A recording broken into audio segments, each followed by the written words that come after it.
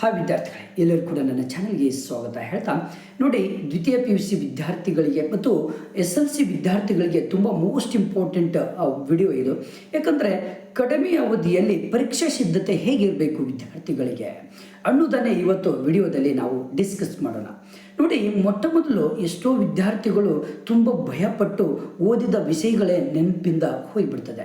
ಎಷ್ಟೋ ವಿದ್ಯಾರ್ಥಿಗಳು ನನ್ನಿಂದ ಆಗೋದಿಲ್ಲ, ನಾನು ಓದಿದ ನೆನಪಾಗ್ತಾ ಇಲ್ಲ, ನಾನು ಓದಲಿಕ್ಕೆ ಆಗ್ತಾ ಇಲ್ಲ, ನಿದ್ದೆ ಜಾಸ್ತಿ ಬರ್ತಾ ಇದೆ, ನಾನು ಓದಲಿಕ್ಕೆ ಆಗ್ತಾ ಇಲ್ಲ, ಮನಸ್ಸು ಆಗ್ತಾ ಇಲ್ಲ. ಎಷ್ಟೋ ವಿದ್ಯಾರ್ಥಿಗಳಿಗೂ ಎಲ್ಲವೂ ಕೂಡ ತೊಂದರೆ ಇರ್ತದೆ. ಬನ್ನಿ ಹಾಗಾದರೆ ಇಂತಹ ತೊಂದರೆಗಳಿಂದ ಹೊರಬರಬೇಕು, ನೀವು ರ್ಯಾಂಕ್ ಬರಬೇಕು ಅಂದರೆ ಈಗಲೇ ಈ ವಿಡಿಯೋವನ್ನು ಕೊನೆವರೆಗೂ ನೋಡಿ. ಫಸ್ಟ್ ಆಫ್ ಆಲ್, ನೀವು ಕಡಿಮೆ ಅವಧಿಯಲ್ಲಿ ಪರೀಕ್ಷಾ ಸಿದ್ಧತೆ ಹೇಗಿರಬೇಕು ಅನ್ನೋದನ್ನು ಇವತ್ತು ಹೇಳ್ತಾ ಹೋಗ್ತಾನೆ. ಹಾಗಾದರೆ ನಿಮ್ಮ ಪರೀಕ್ಷೆಯಲ್ಲಿ ಹೇಗೆ ಬರೀಬೇಕು, ಹೇಗೆ ಒಳ್ಳೆಯ ಅಂಕಗಳನ್ನು ತೆಗೆದುಕೊಳ್ಬೇಕು ಅನ್ನೋದನ್ನು ಫಸ್ಟ್ ಪಾಯಿಂಟ್ ಬಂದ್ಬಿಟ್ಟಿದೆ. ನೋಡಿ, ಮೊದಲನೆಯ ಒಂದು ಪಾಯಿಂಟ್ ಏನಿದೆ ಅಂದರೆ ವೈಯಕ್ತಿಕ ವೇಳಾಪಟ್ಟಿ ತಯಾರಿಕೆ ಮಾಡಿಕೊಳ್ಬೇಕು. ಇದು ಮೊದಲನೆಯ ಒಂದು ಸಿದ್ಧತೆ.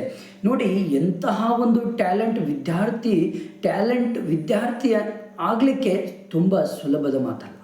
ಆ ಹುಡುಗ ಟ್ಯಾಲೆಂಟ್, ಆ ಹುಡುಗಿ ಟ್ಯಾಲೆಂಟ್ ಟಾಪರ್ ಆಗಿದ್ದಾರೆ ಅಂದರೆ ಅಲ್ಲಿ ಮೊದಲನೆಯ ಒಂದು ಟಿಪ್ಸ್ ಯಾವುದು ಫಾಲೋ ಮಾಡಿರ್ತಾರೆ ಅಂದರೆ ಅದು ವೈಯಕ್ತಿಕ ವೇಳಾಪಟ್ಟಿ ತಯಾರಿಕೆ ಆಗಿರುತ್ತೆ.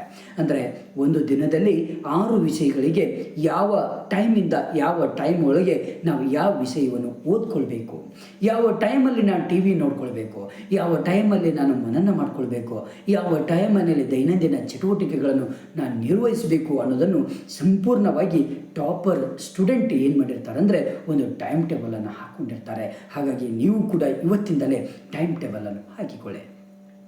ಎರಡನೇ ಪಾಯಿಂಟ್ ನೋಡಿ, ಅರ್ಥಶಾಸ್ತ್ರಕ್ಕೆ ಸಂಬಂಧಪಟ್ಟರೆ ಅಥವಾ ಬೇರೆ ಸಬ್ಜೆಕ್ಟಿಗೆ ಸಂಬಂಧಪಟ್ಟರೆ ಆಯಾ ಸಬ್ಜೆಕ್ಟಿಗೆ ಸಂಬಂಧಪಡುವಂತಹ ಎಲ್ಲ ಒಂದು ಅಂಕಗಳಿಗೆ ಸಂಬಂಧಪಡುವಂಥ ಪ್ರಶ್ನೆಗಳನ್ನು ಕಡ್ಡಾಯವಾಗಿ ಏನು ಮಾಡಬೇಕು, ನೀವು ಕಲಿಕೆ ಮಾಡಬೇಕು. ಅಂದರೆ ಎಕನಾಮಿಕ್ಸಲ್ಲಿ 1 ಅಂಕದ್ದು, 2 ಅಂಕದ್ದು, 5 ಅಂಕದ್ದು, 6 ಅಂಕದ್ದು, 4 ಅಂಕದ್ದು ಪ್ರಶ್ನೆಗಳು ಬರುತ್ತೆ.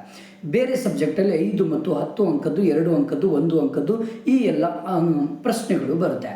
ಈ ಎಲ್ಲ ಪ್ರಶ್ನೆಗಳನ್ನು ಕಡ್ಡಾಯವಾಗಿ ನಾವು ಏನು ಮಾಡಬೇಕು, ಸ್ಟಡಿ ಮಾಡಿಕೊಳ್ಬೇಕು. ನೆಕ್ಸ್ಟು, ಹಿಂದಿನ ವರ್ಷಗಳ ಪ್ರಶ್ನೆ ಪತ್ರಿಕೆಗಳನ್ನು ಗಮನಿಸಬೇಕು ನಾವು.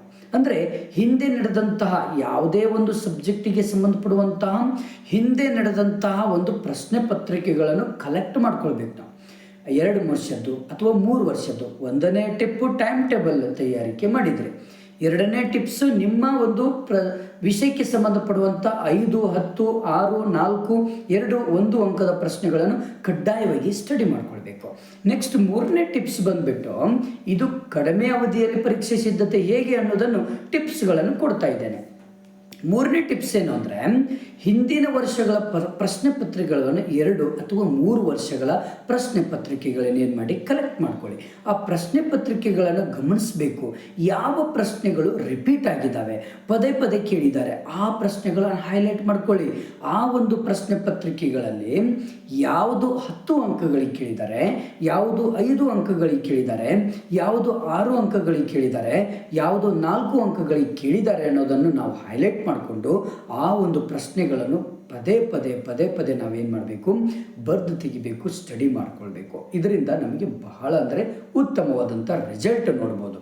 ನೆಕ್ಸ್ಟ್ ಟಿಪ್ಸ್ ಬಂದುಬಿಟ್ಟು, ವೈಯಕ್ತಿಕವಾದಂಥ ಶಿಸ್ತು ಪಾಲನೆ ಇರಬೇಕು ನಿಮ್ಮಲ್ಲಿ.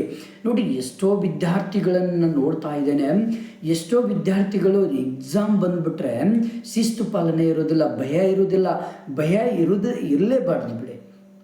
ಅಂದರೆ ಅವರಿಗೆ ಒಂದು ರೀತಿ ಪ್ರಾಮಾಣಿಕವಾಗಿ ನಾವು ಓದಬೇಕು, ನಾನು ಟಾಪರ್ ಬರಬೇಕು, ನಾನು ಪಾಸ್ ಆಗಬೇಕು ಅನ್ನೋ ಒಂದು ಹಂಬಲನೆ ಇರೋದಿಲ್ಲ. ಎಷ್ಟೋ ವಿದ್ಯಾರ್ಥಿಗಳು ನಾಳೆ ಅಂತ ಎಕ್ಸಾಮ್ ಬಂದರೆ ಹಿಂದಿನ ದಿನ ಹಗಲು ರಾತ್ರಿ ಕಣ್ಣಲ್ಲಿ ನಿದ್ದೆ ಬಿಟ್ಟು ಬಹಳ ಎಫರ್ಟ್ ಹಾಕಿ ಸ್ಟಡಿ ಮಾಡ್ತಾ ಇರ್ತಾರೆ. ಅದು ತಪ್ಪು. ಎಲ್ಲ ವಿದ್ಯಾರ್ಥಿಗಳು ಮಾಡೋದು ಇದು ಬಹಳ ತಪ್ಪು ಇರುತ್ತೆ. ಅಂದರೆ ವೈಯಕ್ತಿಕವಾದಂಥ ಶಿಸ್ತು ಪಾಲನೆ ಇರಬೇಕು. ನಮ್ಮ ಆಹಾರದಲ್ಲಿ ಶಿಸ್ತು ಪಾಲನೆ ಇರಬೇಕು, ನಾವು ಸ್ಟಡಿ ಮಾಡೋದ್ರಲ್ಲಿ ಶಿಸ್ತು ಪಾಲನೆ ಇರಬೇಕು. ಹಾಗೆ ನಾವು ಟೈಮಲ್ಲಿ ಕೂಡ ಶಿಸ್ತು ಪಾಲನೆಯಲ್ಲಿದ್ದರೆ ನಾವು ಆರಾಮಾಗಿ ನಮ್ಮ ಒಂದು ಬೋರ್ಡ್ ಎಕ್ಸಾಮಲ್ಲಿ ಟಾಪರ್ ಆಗಿ ಬರ್ಬೋದು. ನೆಕ್ಸ್ಟ್ ಕೊನೆಯ ಟಿಪ್ಸ್ ಏನಪ್ಪ ಅಂದರೆ, ಓದಿದ ವಿಷಯದ ಮುಖ್ಯಾಂಶಗಳನ್ನು ಏನು ಮಾಡಬೇಕು ಅಂದರೆ ಪದೇ ನೆನಪು ಮಾಡ್ಕೊಳ್ತಾ ಇರಬೇಕು, ಅವುಗಳನ್ನು ಬರೆದು ತೆಗಿತಾ ಇರಬೇಕು. ಇದರಿಂದ ನಮಗೆ ಬಹಳ ಉತ್ತಮವಾದಂಥ ರಿಸಲ್ಟ್ ಬರುತ್ತೆ.